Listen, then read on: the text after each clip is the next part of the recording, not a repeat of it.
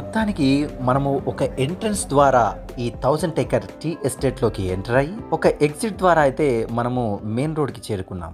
చూస్తున్నాం కదా, ఇక్కడ వర్కర్స్ కార్మికులు తెంపిన ఆ ఆకుల యొక్క సామాగ్రి మొత్తం కూడా ఇలా వెళ్తూ దాని ఎక్స్ట్రాక్షన్ ప్రాసెస్ అనేది ఇలా మొదలవుతుంది. చివరికి ఎలా అనేది మనకు పౌడర్ వస్తుందో చూపిస్తాను.